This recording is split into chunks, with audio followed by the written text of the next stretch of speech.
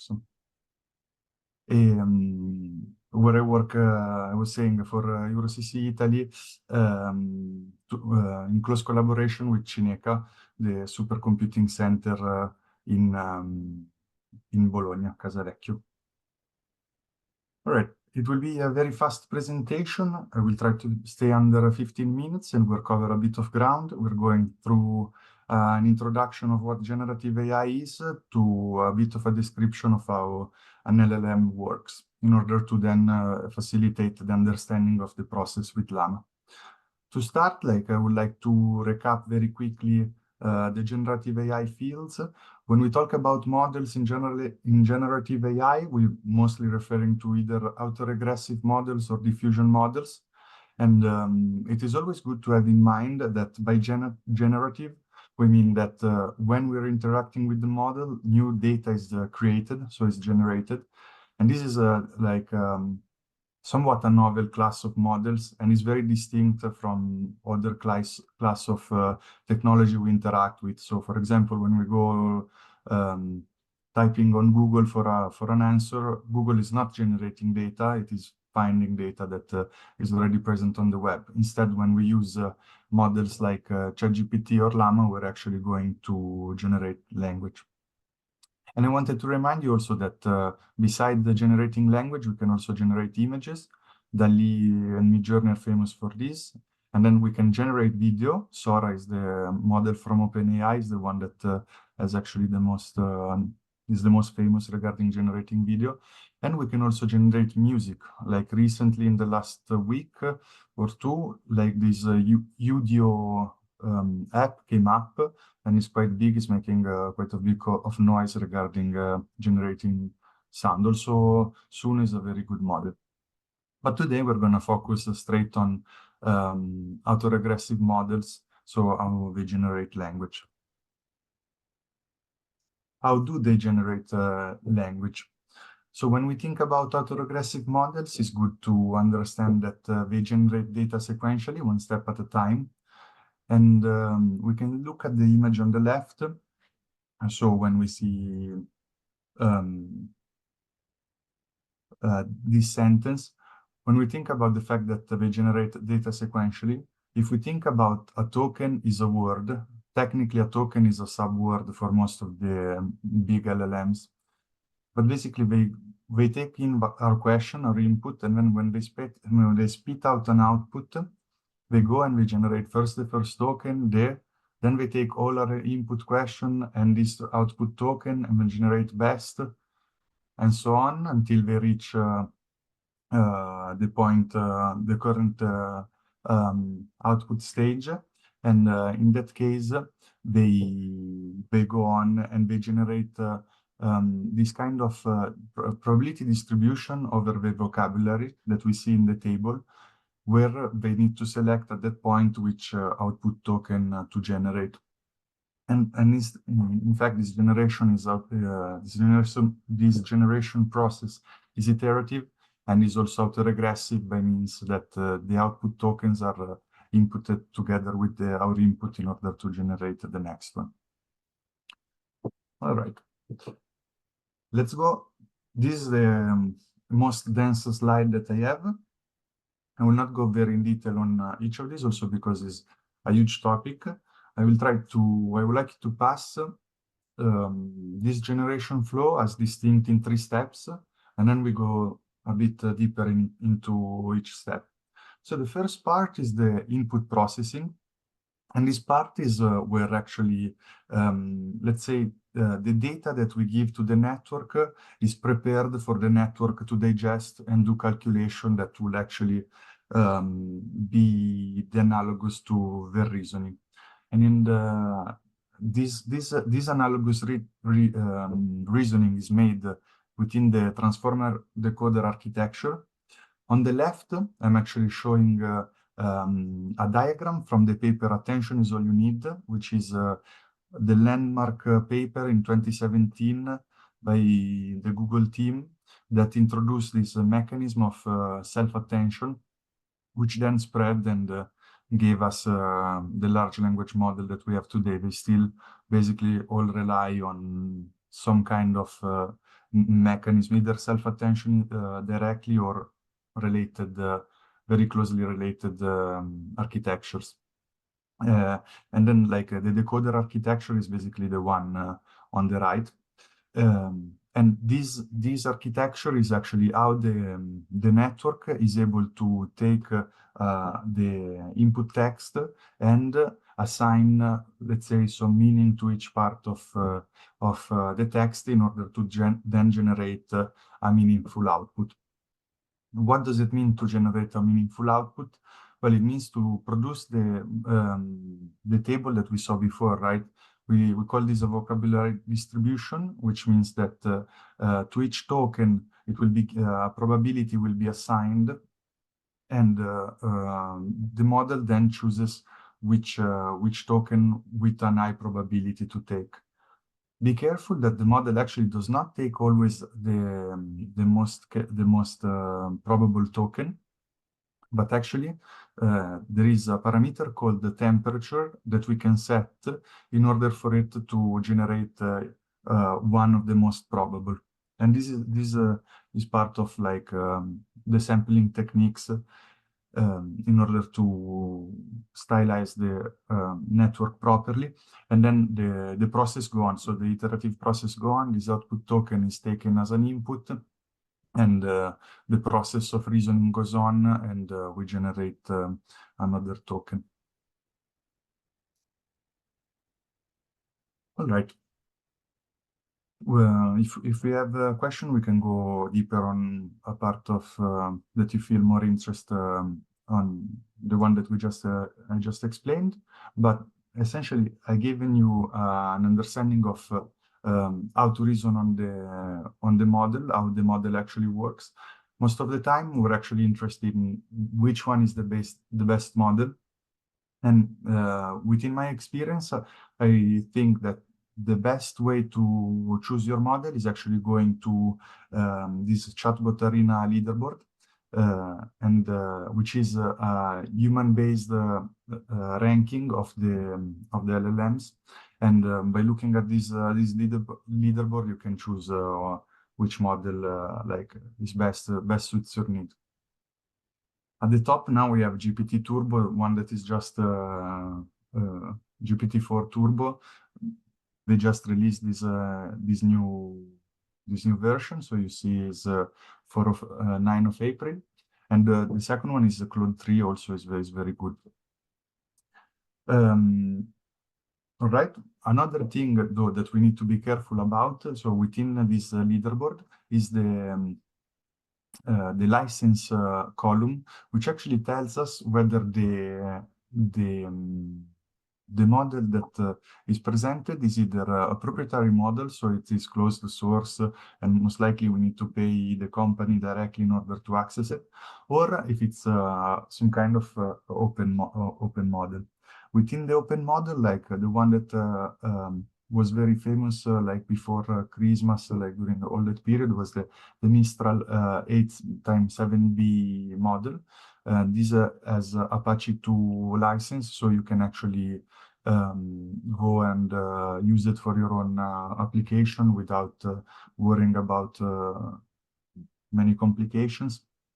And there are also, you see, these other kind of licenses. I actually do not really know what the Qianwen license is, but we're actually interested into the Llama 2 community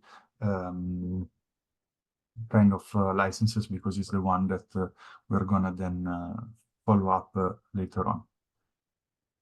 I wanted to make another remark about this.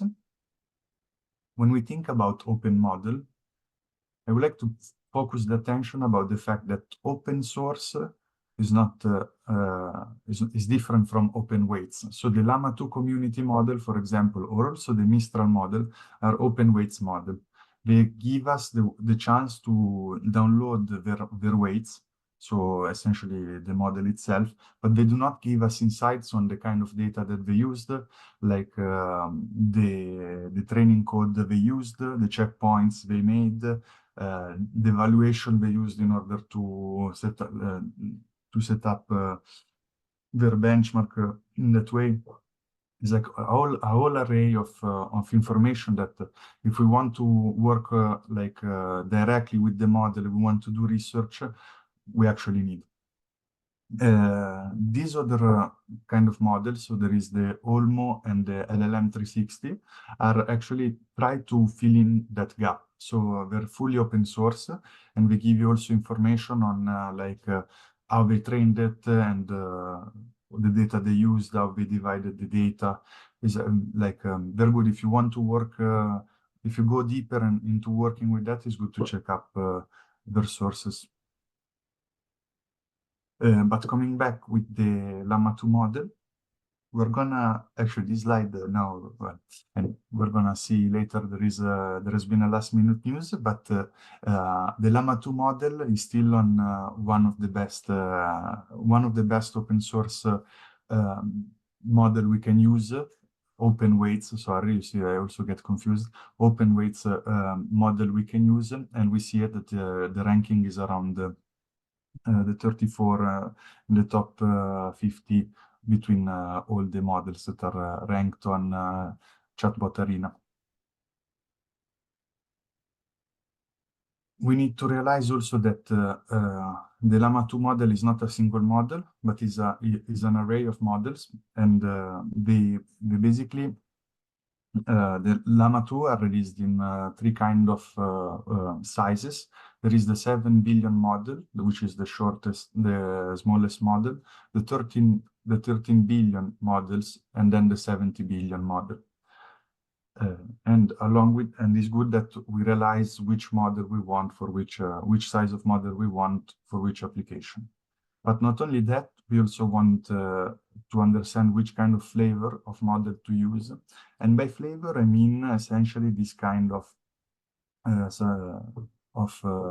description on the right. So we see essentially Llama 2 pre-trained is the foundation model. But most likely, if we want to interact with it like ChatGPT, that's not the model we want to use. Instead, we want to use a model like Llama 2 Chat. Essentially, this is a fine-tuned version of the foundation model in order to be good at responding to human answers. But there are also others. So, for example, if you want a Llama specified for coding, there is a code Llama. There is also a code Llama specified for Python if we know that we need to do only Python. And there are also other kind of flavors to download. Just one thing, like I wanted to remind you, when we go to download the models, we also see HF, and that's not really a different kind of model. It's just that the model is set up to work within the Hugging Face format. All right, I was telling you, I was anticipating that there was a big news, like just yesterday. So you make a presentation nowadays about large language models, and you need to update it all the time. And just yesterday, there was a release from Meta AI of the Llama 3 model. And this is great. Like from the benchmark, it looks very, very good. I didn't try it. I still cannot download it in Italy. I don't know if you can in Cyprus, but we can set up for sure a VPN in order to do that. But apparently the 8 billion model is almost as good as the Llama 2 70 billion model. This is something quite important. The 70 billion model is better than Claude 3 Sonnet, and Claude 3 is a really, really good net. And then also the crazy part is that they have a 400 billion model that I think they're planning to release open weights, but that one has not been released yesterday. They have it under training, and they're gonna release it. And I wanted to give like a really brief overview of the benchmark. Like when we say, okay, the Llama 3 model of 8 billion is almost as good as the Llama 2 70 billion. What do we mean? Well, essentially, maybe we see one kind of benchmark. As I told you before, Chatbot Arena is overall the best, but there are specific ones like the MMLU, which is a multiple choice on many, many subjects. And we see that the 8 billion has a 68.4%, while the Llama 270 billion has 68.9%. So we can say that that one is also very good. And then, yeah, we can also see human eval is generate code, and the other one is a math problem. Usually math is still one of the weak points from the models. Very briefly, before leaving the floor to Chris, I think, I wanted to bring you this distinction. I think today we're going to actually focus on inference. And inference and training are really two different kind of things, right? So we have training, where we see the whole cycle, where we get the pre-trained self-supervised learning, pre-training data. So we gather the data, we train it with self-supervised, we obtain the foundation model. Then we do the fine-tune cycle that makes us having Llama 2 chat, and we implement human feedback with that. This process, like this cycle, is all closed. Like when we go interacting with Llama 2, when we write a question, we're not training it. We're providing data for further training, yes, but that one is, the training part is closed, and now it's all a part of inference. And yes, and this is was my last slide. If you have any questions, feel free to let me know.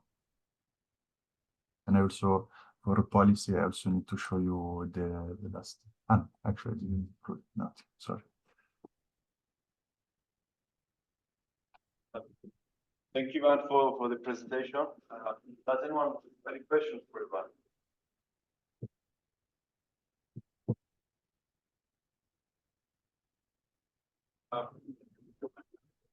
Ivan, I have a question for you. Yes. So you showed that they're trying to train a 400 billion parameter model for Llama 3, right? Yeah. Do you know approximately how big that is in terms of memory? In terms of memory. Memory that you need for the weight. No, actually. I believe Llama 2 for the 70 billion parameters is around 130 gigabytes. Yeah. So it must be almost a tera. It's pretty crazy. Yeah, it must be huge. It must be a huge memory need. Indeed. I don't know actually if how they intend to set it up for the download like this, but apparently they actually want to release the weights for that model as well. So yeah, then downloading the problem, like already downloading a 70 billion model, right? You need quite a big infrastructure, like a regular workstation struggles to do that. If you need to download the 400 billion, like you need to set up a series of virtual machine, or like you need to manage in order like a big infrastructure in order to then operate it as well. Thank you for the lab insights. Feel free to stay online if you want to hear the rest of the tutorial. Otherwise, yeah. Try and now. I will stop the sharing. I think if I may. Yes. There we go. Okay. Good morning, everyone. Thank you for taking the time and joining us here today. It's really lovely to see that many people in one room. Today, I will be talking about optimizing Llama and how to enhance its efficiency and scaling in large language models in general, using native PyTorch. So my approach here is not talking about really specifically about the LLMs architecture or focus on a specific LLM, but just to give you some insights on techniques that you can use arbitrarily, either in any Python code or even in other models that you might be using in your daily life. And those also apply to large language models such as Llama 2. So my name is Chris. I'm a research engineer here at Castor C. I'm also a collaboration task leader for the USC2. And my expertise is actually high performance computing. I'm also in the final stage of my PhD in HPC with efficiency medical.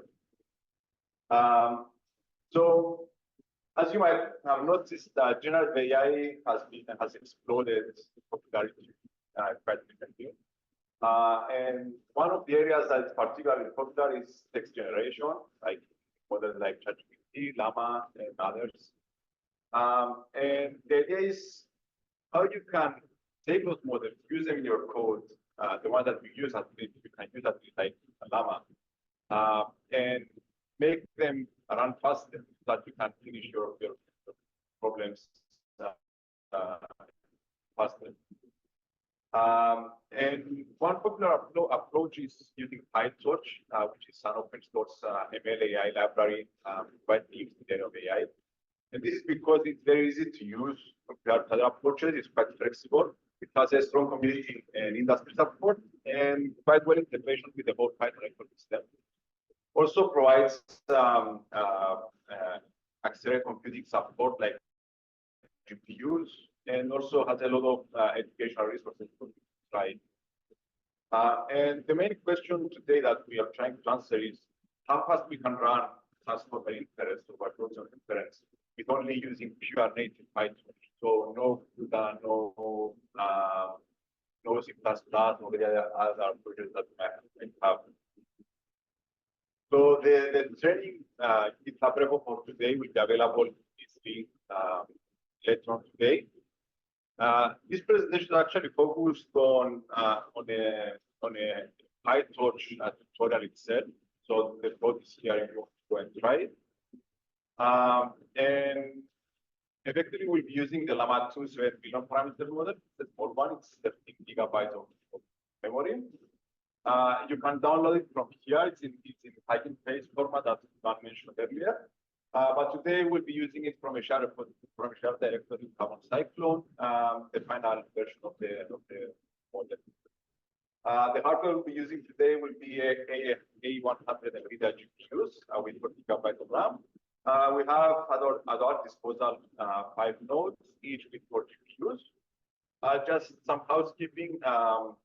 If you want to take accurate timings for your 10-hour code, using exclusive access, so one person will be running on one node at each time. So, has anyone actually worked with a supercomputer before, or worked on a model environment? Right?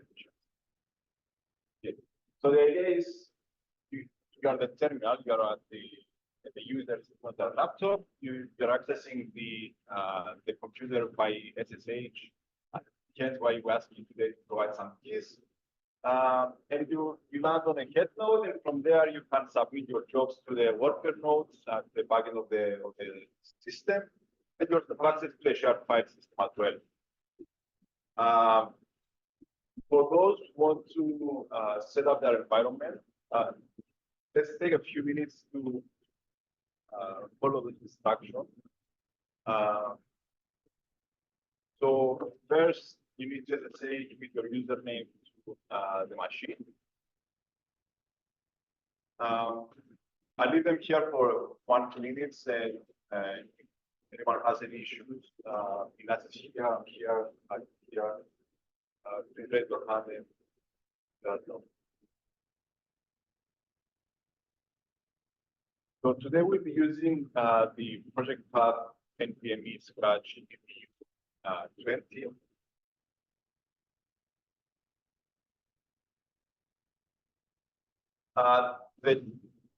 The checkpoints are stored in a different directory from the code itself.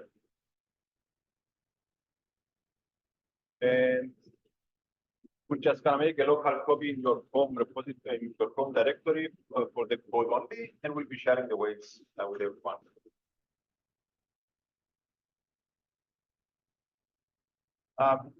Don't worry if you don't manage to have it. I'll just try and give you some time at the end and try to run the code as well. Or maybe if you can take a picture and put it on. So in the interest of time, let's move on. So the idea is to establish a baseline for our references for our runs. So we have a Llama 2 from Meta model using 7 billion parameters. It's 13 gigabytes of memory, and it uses 16 bits floating point weights. So the task will be performing is inference and will be giving the model a prompt saying, hello, my name is. And the idea is it will generate something like, as you see the right, like some text. It will generate 5 samples, so 5 different texts, and up to 200 tokens of length. And one key distinction here is we'll be using batch size of 1, so 1 token at a time. We'll be using 1 GPU, so 1 node with 2 11.8 and PyTorch version 2.2. So the original model is the GitHub repository there. So if you manage to find the scripts, you'll be seeing like if you open one, you'll be seeing a bunch of instructions at the top. These are just for the scheduler to handle your job, establish the compute nodes. Basically, I tried to add some comments here of what they're trying to do here. And the idea is we're changing to a specific path in the system. We're loading the right modules, and we're activating the PyTorch environment that we can use afterwards. So to run the baseline version, now we need to follow the instructions. You just run the scripts. Note that at the end, you need to append, like after the bash scripts /run the baseline.step, you need to add some one space and then minus reservation equals EDU 20.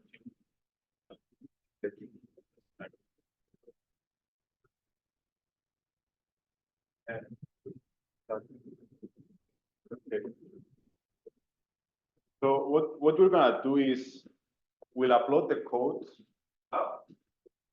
and you can run the scripts. The scripts are each part of the code should run script by script. And I will explain you today the optimization that we did, so that you can get an idea of what's going on with optimization that we shown there. So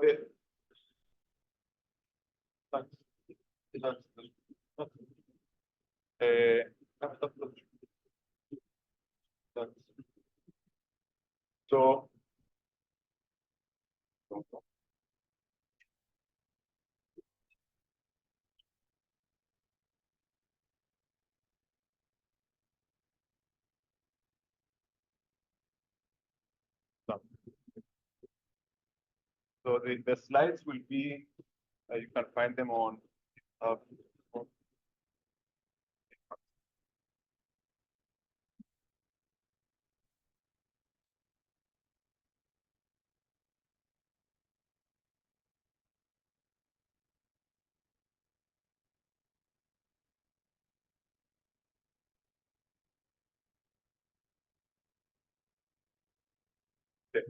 So if you go to that link over there, you can find the slides here. Please download them, and you can follow the demos parts one by one.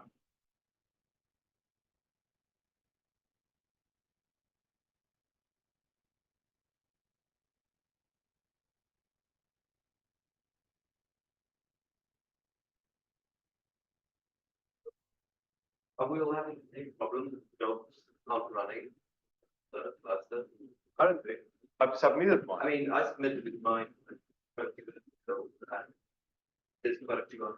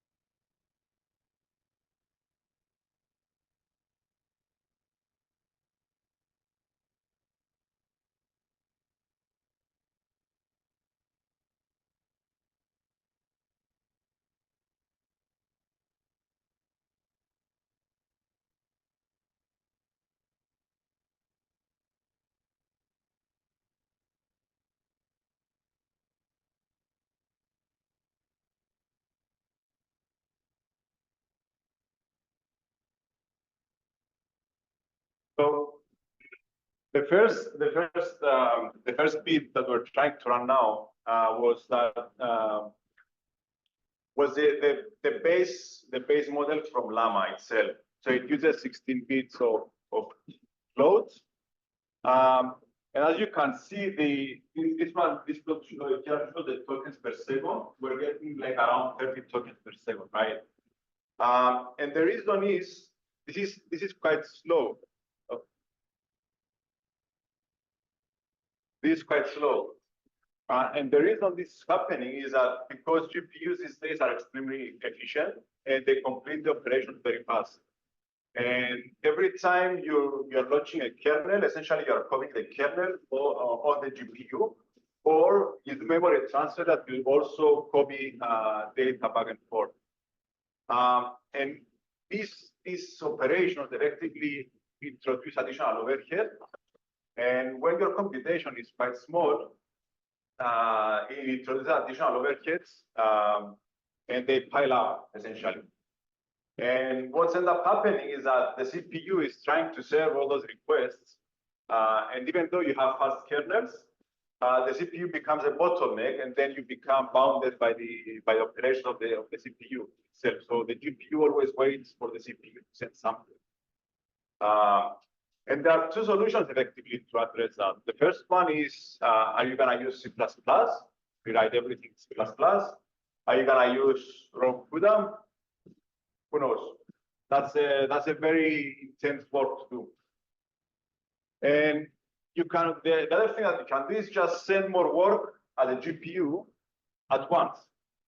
And how we can do that? PyTorch introduced a compiler support sort of since PyTorch 2.0. And the idea is you're using this torch.compile function, and it translates arbitrary Python function by optimizing them effectively using JIT compilation. JIT stands for just-in-time compilation. So every time you pass a function to torch.compile, PyTorch will compile it for you, and it will use that version after that. And one example is, let's say you have a foo function here. It does some sine, cosine operations. It does the numbers together, and then it does you do torch.compile on foo, and it returns the optimized foo function. Then you're gonna run this version here is a compiled function that you're running. It's not like a interpreted. And there are some considerations here that are key. Effectively, you can also do that for Torch neural network modules as well. So you can compile the whole network and launch it on the device. It also compiles the optimized model or routine into optimized kernels, and it performs also fuse operations and then so on. And this is really useful if you optimize a model or routine and you use it several times. So effectively, the only way to address the CPU overhead or the CPU bound from PyTorch is to speed up by merging or fusing kernels or minimizing the GPU read-write times. And the torch.compile, what it does, it tracks operations that are done and forms a graph. And then it goes and compiles that graph.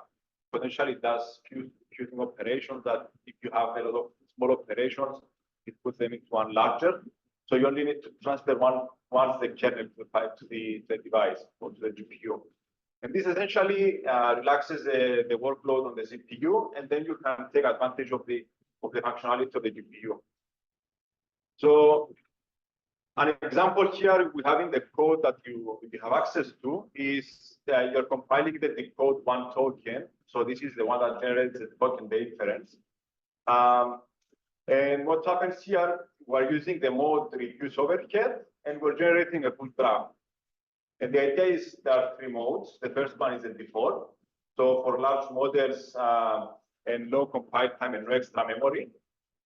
And then you have the reduce overhead. Basically, it reduces the framework overhead, and it uses extra memory for small models as well. And then you have the max auto tune, which is essentially the most expensive one because the compilation times are very long. And the full graph, what it does, effectively, if you set it to true, it doesn't allow for any graph breaks. And what we mean by that is the whole graph is compiled with the single unit. So you can use that as a whole kernel instead of many small ones. I will leave that out for now. And the idea is, if you run this example, which is so if you run this example here now, what's going to happen is on the top we have the memory, so it uses the same memory. On the bottom we have the bandwidth. So before we were only achieving 500 gigabytes per second, the available bandwidth on the A100 is 2 terabytes per second. And then with the compile, it's around 1.5 terabytes per second. So that's a huge increase from the previous one. And the interesting bit is that just by changing essentially 3-4 lines in your code, you went from 35 tokens per second up to 100. So it's like a speed up of, it's a significant speed up, 3 times over.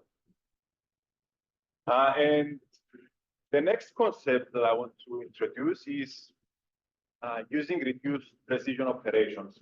So I mentioned earlier that the weights that are it's EF16, so it's 16 bits float. And what you can do is effectively reduce the precision and use 8 bits as integers, for example. And why are we doing that? So we have at the moment we have the largest bottleneck now that we compile that code is the cost of loading the weights from the GPU global memory to the registers. So this happens in every forward pass. And effectively, one good metric to use is the model bandwidth utilization, which effectively it's a percentage of memory bandwidth that you use during the inference. And how to evaluate that is the size of your model times the token per second divided by the memory bandwidth that you have on your device. So this is the number of parameters times the bytes per parameter that you have, times the tokens that you can output per second over the memory bandwidth. In our case, we have 7 billion parameters. Each one is 16 bits, so 2 bytes, and we can generate 95 tokens per second. And the bandwidth of the GPU is 2 terabytes. And this has like 63% bandwidth utilization. So we have a bit more to cover as well. We have 37 more percent available.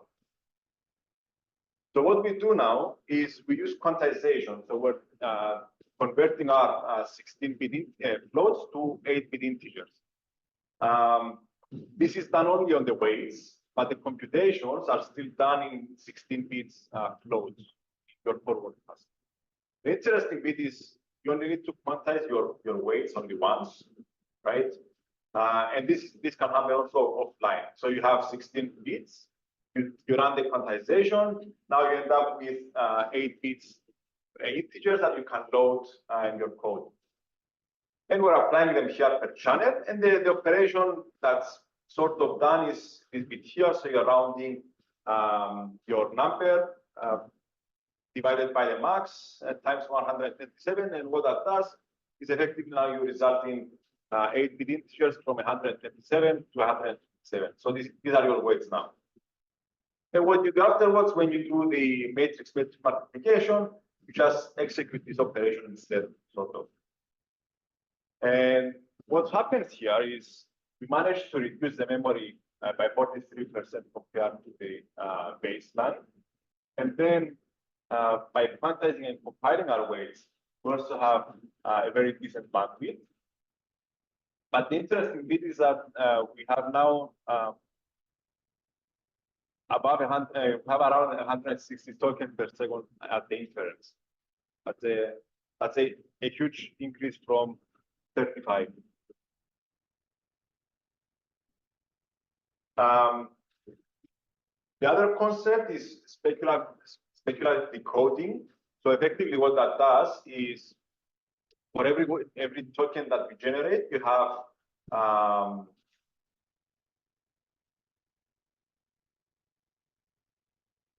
so for every token you're generating, you have to load the weights over and over again, effectively. So this introduces some sort of a strict serial dependency. And speculative decoding sort of allows you to break this dependency. And the main idea is you have one large model, which is like the expert. So it's much more demanding, let's say, Llama 17 billion parameters, for example. That's really slow to output the token, but it's very accurate. Then you have a smaller one that you can use to generate text much faster, but it's less accurate. And what you do is you generate n tokens using the cheaper model, and then you go with the expert model, and you sort of refine your observations, and you decide which ones to update or which ones to be the same. It does not change the quality of the output. The implementation is around 50 lines of code, but the runtime performance varies depending on the generated text and the models that you're using. So in the example here, it also introduces additional memory cost because now you have to load 2 models to the device. And then it adds some available bandwidth to you, but the output, the tokens per second that you can generate, in this case, are a bit less. And the reason is we're using the 7 billion model, the normal model as the expert, and the draft model that we're using is the quantized int 8. So there is not much difference. But if you use that with the 71 and as the expert, 70 billion one as the expert, and with the 7 billion as the draft model, that can give you a lot of boost the way you extract. Tensor parallelism, we'll leave it to Harris. And yeah, you can do some other optimization, but the key idea that I wanted to pass today is you have a few simple optimizations that you can do also in your code today, like the torch compile, changing the lines of your code, or the quantization. And those two that can give you a huge boost. The only catch with the quantization is that you need to have a GPU that supports BF16 and int8 as well. So here at the institute, we have A100s. And other recent ones, they also have the support. I would like to thank you for the attention. And please go through the code. And if you have some questions, I'll be happy to assist on that either later on or at some other point. You have my email, just drop me an email.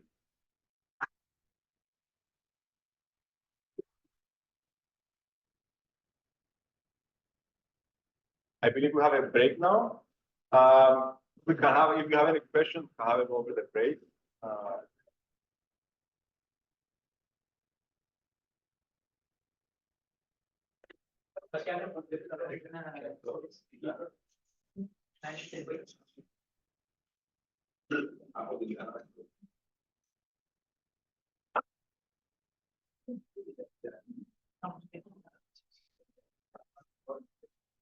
Okay, good morning, everyone. My name is Carlos. You can call me Harry. Today I'm going to do a little bit different. I'm going to talk about efficient scaling to machine learning models and also how to use effectively distributed training. So what we mean distributed training and how you can implement it not only in existing models but also in your model and have access to an HPC. So, okay, first of all, what is distributed training? Distributed training involves in training a model using several computing nodes simultaneously. And the reason why you want to do this is, first of all, scalability. You want to scale your model and train larger models that with data they cannot fit into a single node. So you have hardware limitation. And also another reason, you can fit everything into a single node or a GPU, it can take a lot of time. So the second reason is speed. So parallel processing can significantly reduce the training time for the. And the other thing is that, for example, innovation. In many reasons, so for example, scalability and innovation, as Chris showed before, usually now they train models with billions of parameters. So without serious training, this innovation will not be possible. So you need to speak hardware, speak machines in order to innovate. It's not like it's not you can, for example, use the existing model, for example, Llama or the Llama 3, 20, all machine, and it's matter of time. You can never innovate without an HPC. So, and then today I'm going to start with basic introduction and maybe something intermediate or different methodology to have to keep in mind when not only using this model, but also creating your own model. And the first one is the parallel. In order what the first thing you the serious training is you have to parallelize your project. So what exactly do you split around? First of all, that's what the most easy and the most obvious is to be able to split your data. So each node, each machine, each GPU, or each core in the CPU can handle its own part of the data, train it, and then return it to a main node in order to merge every error, and then to update the model. So this is the easiest, usually the most common one, in order to train a model using distributed training. The other one is to use model parallel.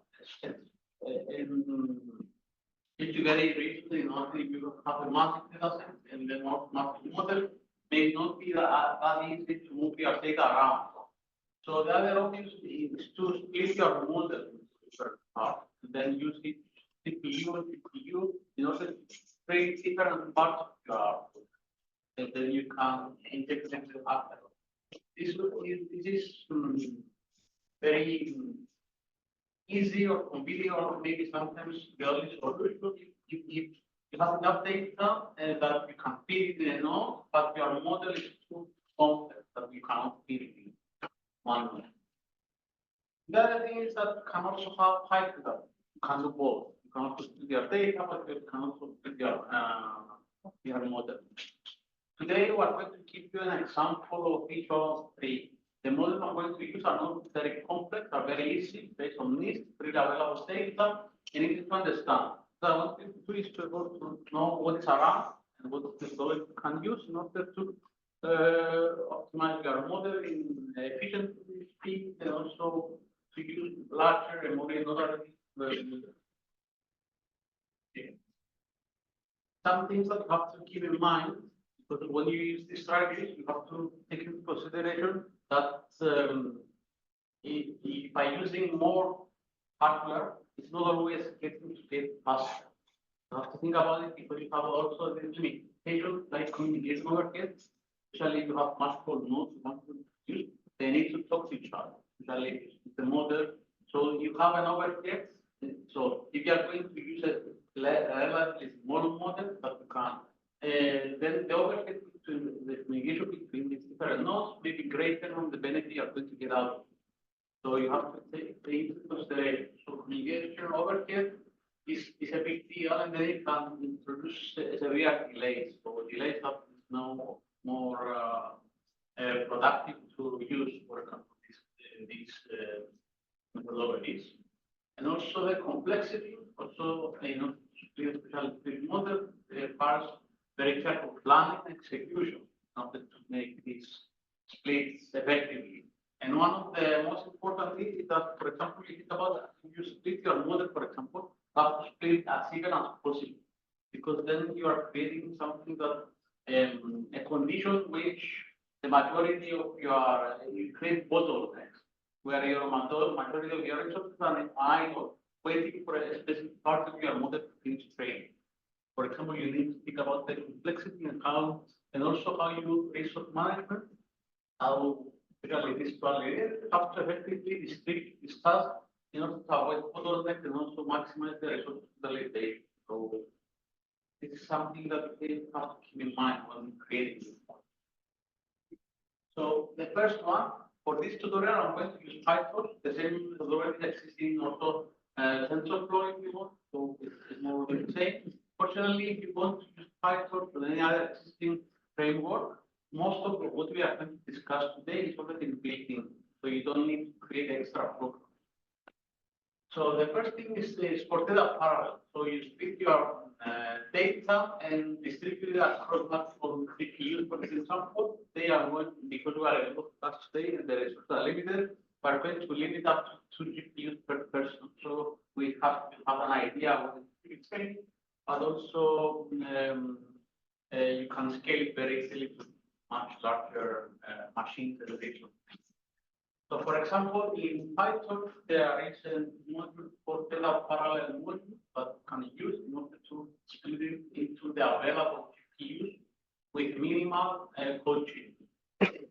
When we need minimal, we need minimal. It's only one line change in your code. You don't enable nothing to split it into data parallel process using multiple GPUs, for example.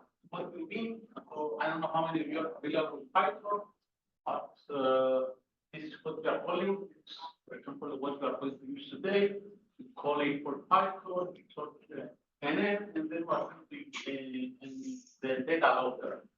So, for example, in order before you start, there is always the idea that your configuration actually sees multiple. So sometimes there is a misconfiguration in the environment.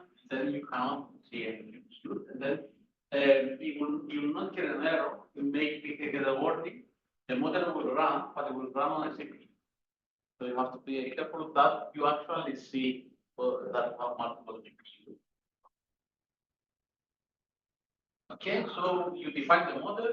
I'm going to give you the model anyway, the code. So you define the model.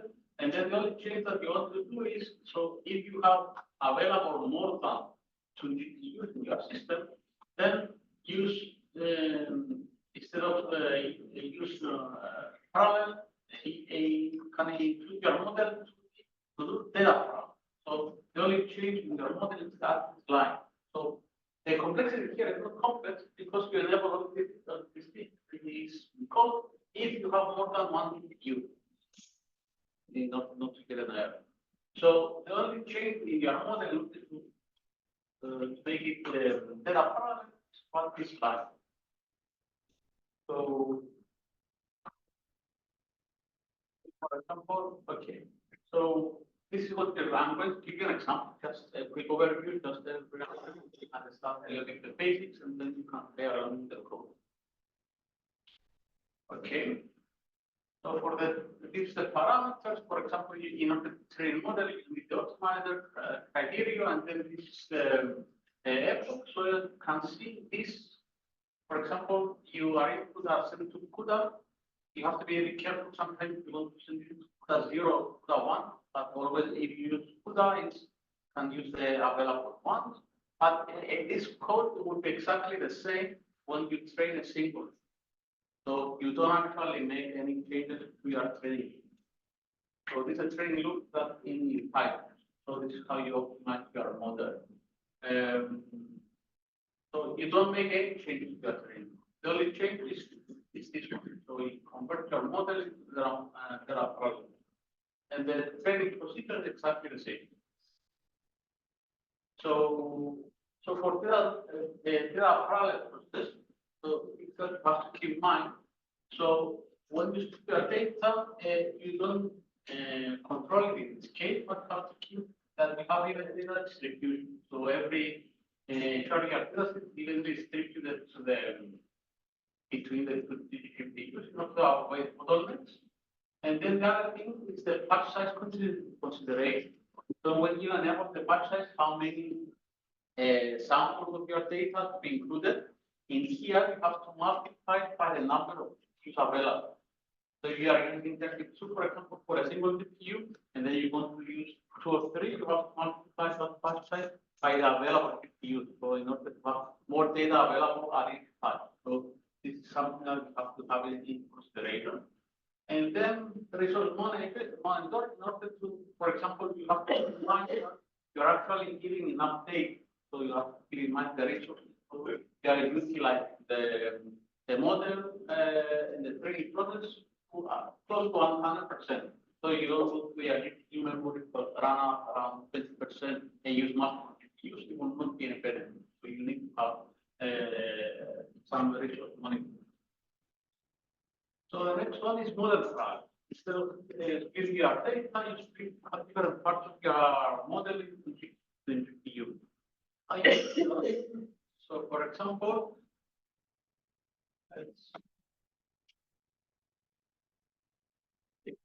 so is this one. So for example, this is a very it's the same model I will give you. So for example, you have we name it as 2-block CNN. So for example, it does convolutional. So when you define your block 1, you define normal way, the normal layer. For example, you have a fully connected layer followed by a random factor, followed by a linear layer, and then this block converted into the zero. So everything that is processed up to this point is going to be processed by the first GPU. So you define another block, but in this case it can be a little different. Everything that is under block 2 is going to be under the 1. So it's on the second. So when you in the forward, how you build it, so you set block 1, x2 GPU, so your data are sent to the and this is the input of your model in this case. So, and the data in this case will also be sent to the GPU.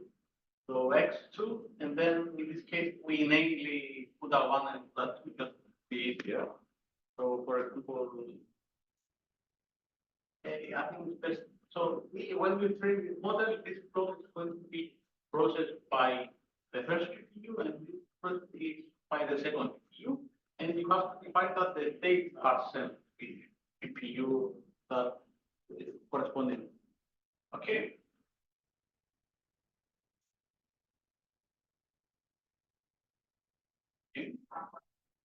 And then you define the model as it is, your model, and then your input tensor you can define a random number of 5, 10, and then you define the model. So the split between the model and the high data is within the model. So you will create here a version, and then you will send it for GPU1 and so then we train as a normal model. Okay, something that have in mind. For example, in this case, this is a not very optimized model. As you can see, this has 2 layers. This has only 1, so it's not that balanced. So GPU1 could have twice the amount of calculations to make. So this is not very well balanced. So have to consider that in this example that is not optimized, half of the time GPU2 will wait for GPU1.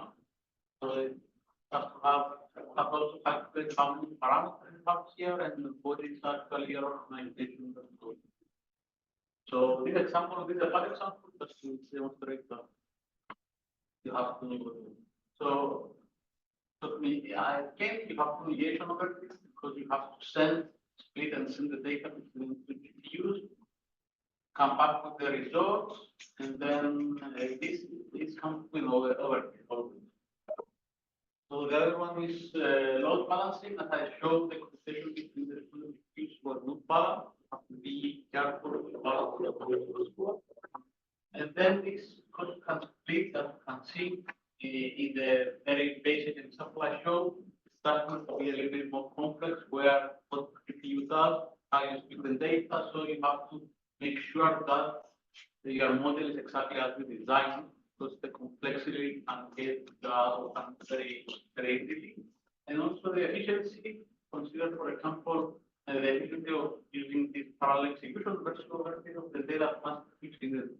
So in some examples, maybe the overhead may be greater than the benefit. There are not what you must use the data. Okay. The other important piece or whatever I talk about now is already prepared in PyTorch. Fortunately, there is other libraries that you can use on top of PyTorch in order to make things faster and more efficient.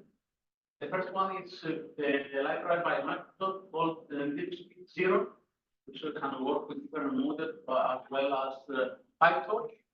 And this one is 0, it means 0 redundancy optimizer, which usually what it does is optimize the memory usage in strictly training. And also this enables large model training. So even if you use a multiple, sometimes some model is not enough. So you can optimize your model for training, also for inference, as much as possible using this library 0. And then also you can reduce the memory footprint per device. So it doesn't do it, what you have to do is I will show you an example as well. But what it does is expecting the configuration for 0, the format in JSON configuration, and then you define parameters you want. So for example, train patch size, so it's expecting 32 patches to be trained, but usually what you have to keep in mind, maybe sometimes 32,000 billion. Maybe you need. So this is instead of maybe you have a data set of 1,000 and then you split it up to 32. Maybe that's enough, but you want to keep it 32 because otherwise you are you will not have enough information to train on. So it splits again to what we call micro patch. So it will do 8 by 8 until 32 and then update the weights. So it's micromanaging in order to effectively use the resources. And then you are using here parameters learning rate. Here there is another parameter usually that one is either depending on the double precision, triple precision, which means here 3264. So it uses in other optimizations, in some models, this accuracy is beyond what is anticipated. It's maybe too much, so you don't need 32 or 64, so you can use FP16, so you need to have half precision in this case. So you use half precision, immediately you double the amount. And then how you train it. So for example, in this case, you're using your model engine to the optimizer, where you have initialized you build the model as I showed before, and then you use how to initialize the engine. You use fixing, initialize, and then model, the optimizer, define, and the configuration is the path the configuration I showed before. This is the only changes. And then how you train it as a normal model. So this is how you train it. The only thing is that instead of backwards, you don't use the model, you use model engine. So it's exactly the same problem. So instead of this is just for memory optimization, but there is other, for example, as you go and develop your own model, I'm not mentioning existing models, but develop your own model, is that you can see that it's very difficult to handle from the beginning the communication between different nodes, different GPUs, and so on. That's why there is other libraries like Ray, for example, or Corobot, you have heard before. It's the libraries that they can do this optimization and then how you split the data, how you can get the data apart, update the weight, so everything is handled by this frame. So in this case, I'm not going to show Corobot, I'm going to show Ray. So if in my opinion, it's better in order to restrict to use this framework. So and why you use this, for example, this Ray framework is, for example, simplicity. It's very intuitive API in order to adapt existing code, not only your code, but also existing code. It can scale very, very easily to mapping, not only mapping GPUs, but mapping nodes with several GPUs. And also it can use PyTorch integration by default, can use other frameworks like tensor and so on. So it works very well with Python as well. And also it has also some computational tools like Ray-Tune, Ray gradient descent, which does exactly the same optimization as I showed before with the micro. Okay, so this is a more it's a better solution overall. It's a little bit more complex to set up, but I'm going to show you the process. So So the process is, for example, setting up array, just simple import array, install it first of all, array visualize, and then you want to know how many number of CPUs and how many number of GPUs on the instance. So this you allocate the for example, the resources. One thing that I have to keep in mind is that Ray and PyTorch that development. So when you install Ray, you have to make sure that the Ray version matches the PyTorch version you have installed. And also, for example, in the other case, we are going to have faster setups, which is I'm not going to show it here. And then this is how you import also your data and also split different, for example, how to load the data in the array. For example, you have your data frame, you load the data, because sometimes one of the bottlenecks is how fast you can load data. One of the bottlenecks, so here you can use multiple CPUs in order to effectively load the data faster and feed to the GPUs. So this is something that you have to keep in mind. So, and then this is how you configure and train your model. So I will skip this and then I will give you the examples. So this is a little more advanced, how you can optimize your training, how to have efficient data handling. So for example, I'm going to you can create an example. So I will first share this presentation, but if you click on this link or you can scan this QR code, there's another it will take you to these instructions. It's going to be instructions how you can copy the example from the HPC and how you can run. So for example, already examples in order to train 3 different models. So I will give you the opportunity to go to this website, to go to the link before I speak, and then I can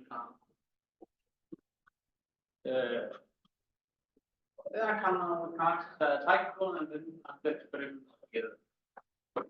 For my tutorial, we are not going to entertain you, we are not going to use can access now interactively interactive cycle. So it was interactively, not something only to the queue and then exercise the result.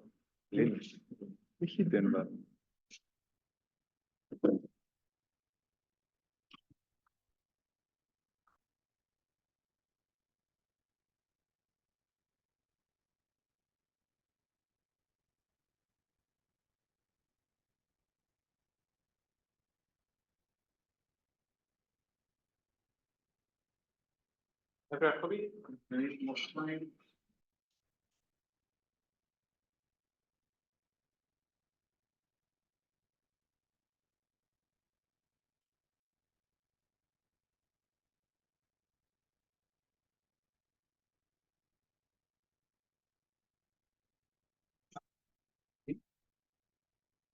So, if you scan it, I see a lot of people here. So, first of all, the consideration is that I've never accessed Hyper-V before, okay, or any other HPC. So the first thing is that you can use this command if you have an account on Cyclone and the keys, you can access it using this command SSH. That is the key and the username they provide you from Cyclone, the Cyclone address, and then you enter. So everything that we showed today can go to this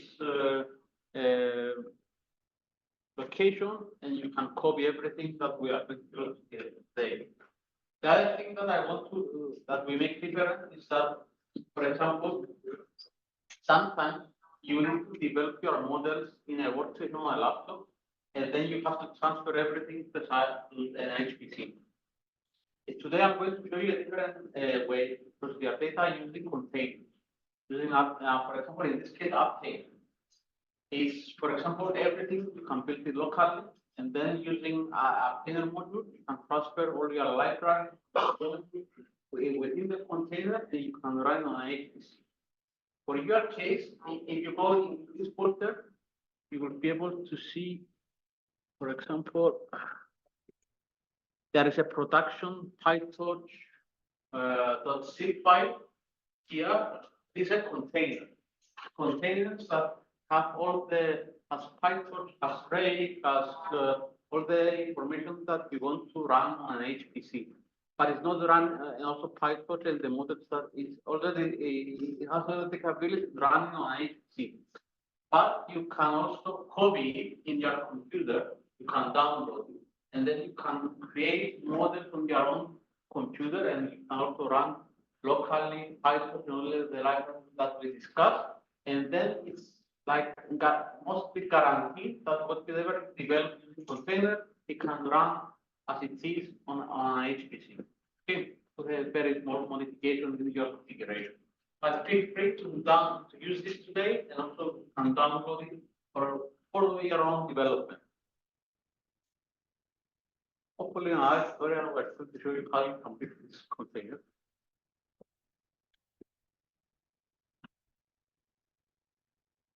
Okay, so, and then these commands is, for example, just you can download this instruction, so you can either you cannot have the time to run today, you can run in your own time. So the command is, for example, you can copy first necessary directories, so you can create under scratch, like previous tutorial, your own tutorial folder, and then you can copy the container, and then you can also copy everything that is needed. For example, of the code, the configuration that we are going to run today.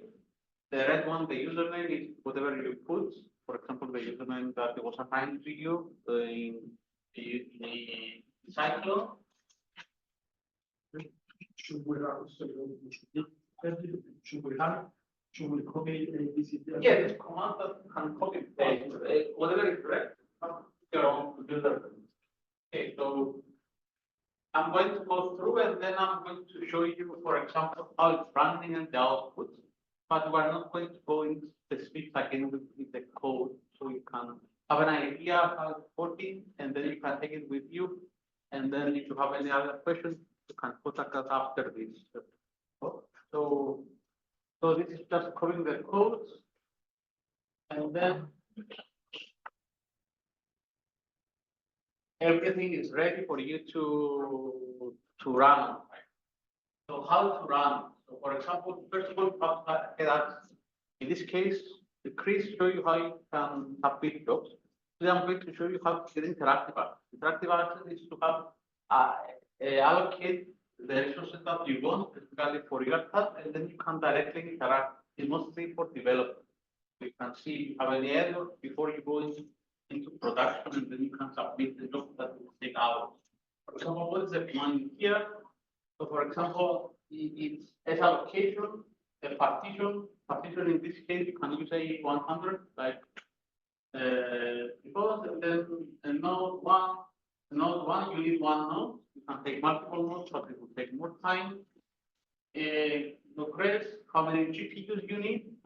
For this take 2, so allocate more, at least 2, because there is not many GPUs available.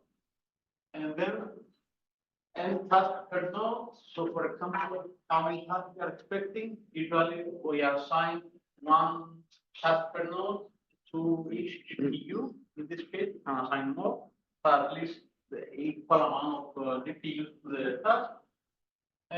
How many CPUs will be allocated per task? So it will be 4. In this case, so the total request CPUs would be 4 times 2, so 8 ports will be available. Memory per you assign to megabit.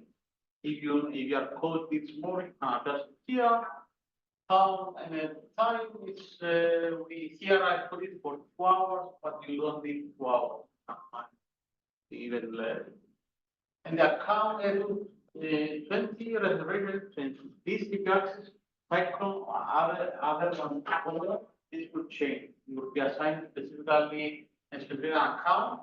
A reservation is not needed because it's needed in this tutorial because when you are request resources, you want them immediately to run it now, for example, in a couple of hours.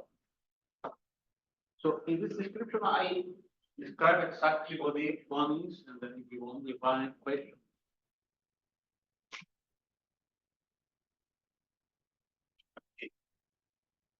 So and then you set up the environment.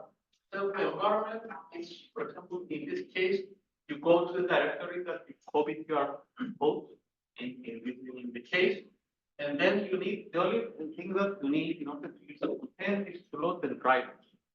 How you do that? In this case, is module load CUDA 12.1. This is the most recent one and work with the PyTorch in the container. So the only thing that you need is to load the drivers for the cards, and then you can set up based on the driver. You can also set up the CUDA home and CUDA PDF. So that corresponds to the module that way. So you don't need to load another PyTorch, you don't need to load any other module, everything is contained. So contained within the container. Okay. And then how you execute the code. Actually, that's what I showed before. You execute the COVID-3 file. So in this case, you execute so the code in order to execute commands from the container, it's for example in this code we call obtainer. Obtainer, the mode is we want to execute. Then you bind the location that would be available. In this case, I want the complete NVMe. In your case, you can continue the C drive, so you can see the specific location that you are running from. Minus NV means that GPU is enabled, so you are going to use the GPU. If you don't have minus NV, you will not see the GPUs. And then I executed production PyTorch.zip. This is the container, but container of the module. And then what I want to run is the first part that is fixed, and then I want to run Python tutorial code 1. So you run like on your own environment, and then you will run Python code, Python tutorial code 1. So this is what to run. Okay. If for some reason sometimes you have an error, if there is for some reason you can't see this configuration, and then you get an error for you cannot see the GPU, you can run this command in order to fix it.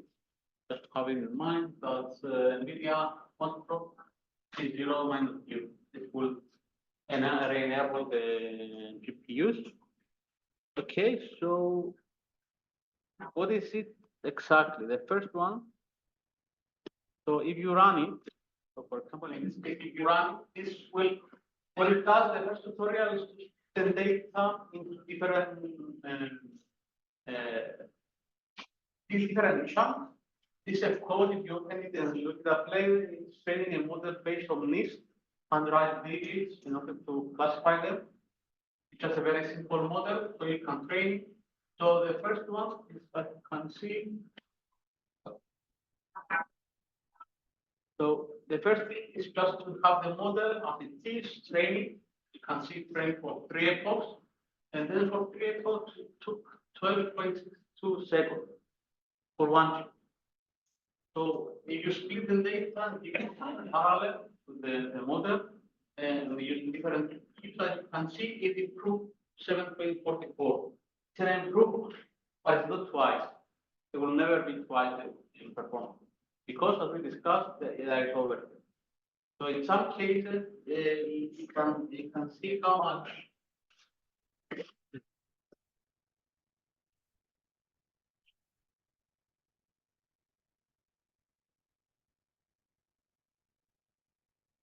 So as you can see here, you can see the smaller the program, the more simple, the larger the overhead. You are going to see huge improvements, the more complex the programming, and the longer it is required to stay and process the data on the case. So it will minimize the overall percentage of the overhead that is calculated in the process. Okay. So this is just for, if you open the code, I will not go into the code again, but if you open the code, it will do this same model, processing, give it loading the data, feed it to the model, training, update the results, and then again using data parallel as I showed before, feed the data, and then you can have it improved. So the second code is with array. So for example, in this case, it's exactly the same code, but we mentioned before that you use optimization. For example, optimizations like half precision, specifically designed optimizers in order to use this code. So for example, the other thing is that if you copy this code, we are going to see that in this case, the first part of the code is exactly the same, but instead of Python run code, the second code is here you utilize tip speed, how many number of GPUs you will need, and then not Python, but the tutorial code too. The second tutorial, which is again Python code, but it's not going to the official Python script, it goes to the tip speed library, and then you also load the tip speed configuration, it's computation with all the configuration that you want for this model. And then if you run this, it should run.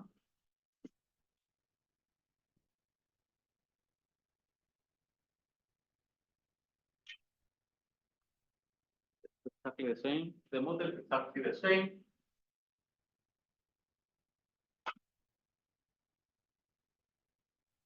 So what you will expect from, for example, because you have more configuration, you expect to run faster.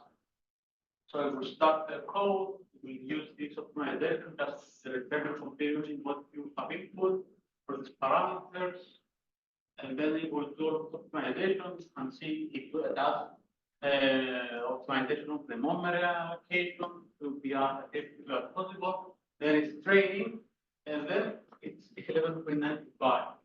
So these optimizations were not effective. Why? Because this, for example, rate optimized in order to compress the memory footprint not for speed. So use the rate.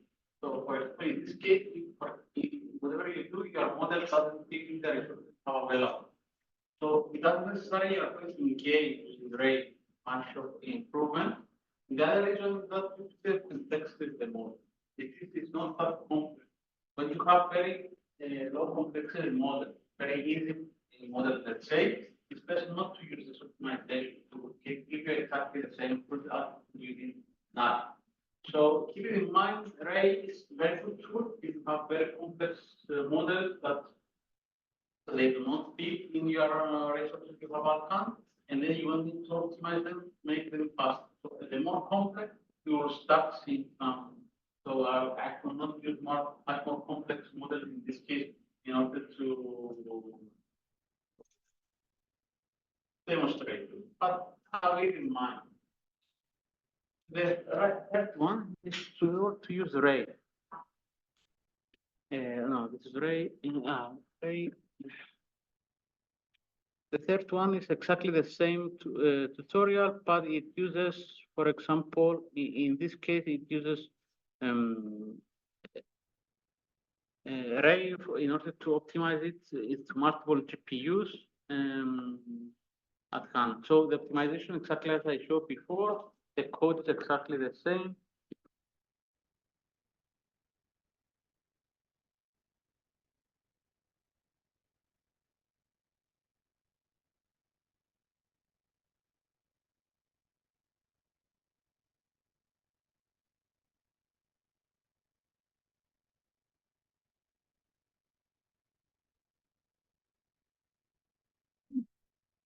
you can see, start to load the configuration, it's running the code, everything that you see here is provided by something that is encoded in the program. So it's using, and they start explaining so you give you the clock times, the training results, how effectively it is, and then it will finish. Again, this is very easy for you. The good thing about Ray is that, for example, it will not, again, for very low complex models, it will not give you a most in time. The thing about Ray is that a very way, for example, to split that across, you don't have the expertise to split that across multiple applications, or even more complex across multiple nodes, multiple. So in this case, if you use Ray, for example, the image something, you see the error. So okay, this one was trained for more, it's trained for 10 efforts, as you can see. But the speed, you're not going to get much improvements if you use very small model. You are going to use this if you want to know if you don't know the know-how or how to split up those multiple nodes, but when you use this tool and do it for you. So you can use the existing model that you want to train, you don't have the resources, you need more resources, and use Ray, for example, to do it automatically for you, and then you will see it improve.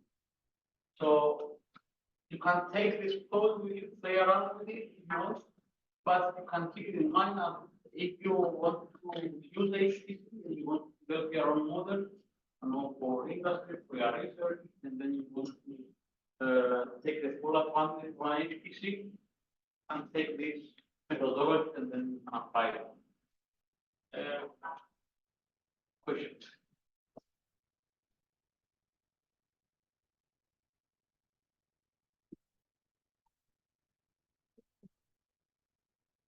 You play around with the code, if you have any other question, I will come back direct.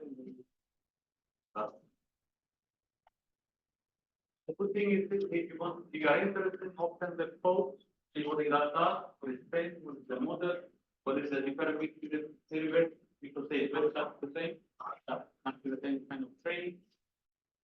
And then you decide what is the most suitable for your approach. Okay, thank you very much.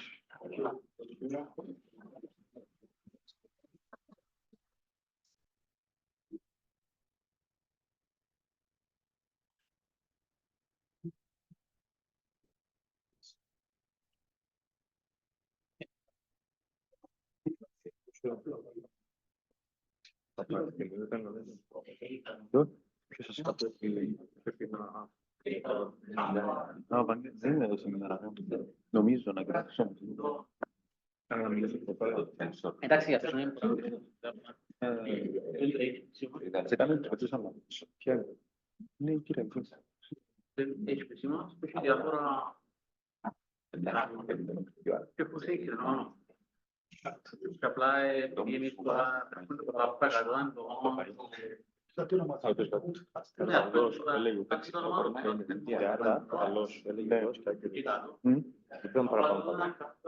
Πολλά ήταν το παρσιόντος τουλάχιστον πολύ παραπάνω από τα εκφράσια. Δηλαδή, το λόγο είναι προσπαθεί να κάνεις minimize ένα function, δηλαδή σκέψω ότι θες να μάθεις κάτι και αυτό ξέρω θέλει να είναι ο αριθμός 5. Άρα βάζεις ένα function το οποίο ουσιαστικά προσπαθεί να κάνει τον data frame, αυτό το αποτέλεσμα που βγάλεις εσύ, ξέρω εγώ, το 2,2. Lo que os recomendaría es porque tiene una percentage που μπορεί να σε πάρει. Απλά ήταν πολύ πέρα. Α, δεν είδα, ρε. Συνήθως θα κάνεις plot και πρέπει να λόγος, έχει το training loss και το accuracy period. Και περνάει το χέρι σου όμως το analogous. Νομίζω ότι έχει να κάνει και με τα dates και με το μοντέλο. Loss είναι πάντα.